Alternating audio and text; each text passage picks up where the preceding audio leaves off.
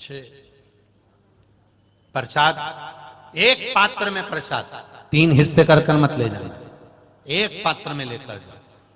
मंदिर में जाकर शाम को प्रदोष काल में फिर पूजन कर लो, पूजन कर कर प्रसाद के 3 हिस्से कर दो।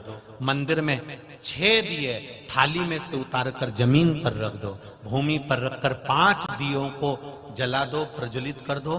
प्रसाद का 2 हिस्सा 5 दिए जो जलाए हैं वो मंदिर में छोड़ दो, प्रसाद का 1 हिस्सा और 1 दिया जिसको जलाया नहीं है वो जमीन से उठाकर वापिस अपनी थाली में रख लो।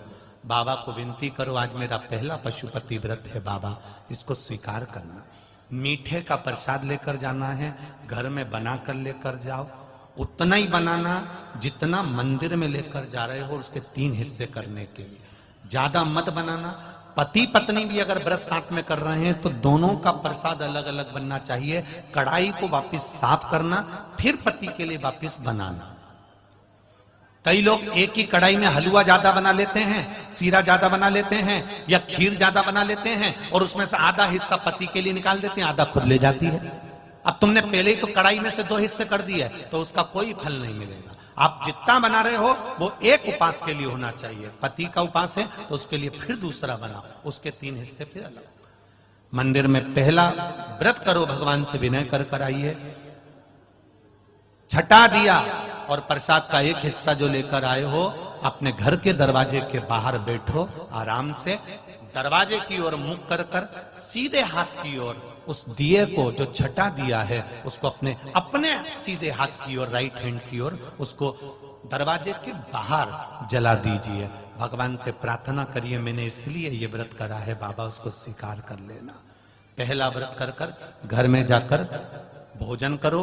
भोजन करते समय सबसे पहले जो प्रसाद का 1 हिस्सा लेकर आए हो, पहले उस हिस्से को पूरा खाइए, उसमें से किसी को मत दीजिए। वो आपका व्रत का है, आपको खाना, किसी को नहीं देना। एक चुटकी मात्र भी नहीं देना, 1 चम्मच मात्र भी नहीं देना।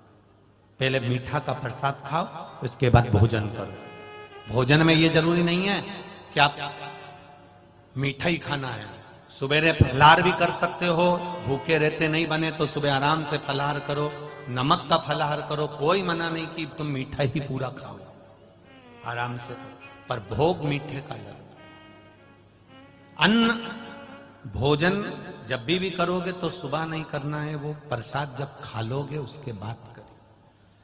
4 व्रत पूरे हो जाएं, 5वां व्रत जब आखिरी का व्रत रहे तब फिर वैसा की वैसे ही क्रम कर कर 108 या तो बेलपत्र हो या चावल का दाना हो या फूल की पंखड़ी हो, जो आप 108 ले जाना चाहते हो, भगवान को चढ़ाने के लिए। एक श्रीफल 11 रुपए, जो भी आप शिव जी को समर्पित करना चाहते हैं, बाबा को वैसी की वैसी पूजन कर कर।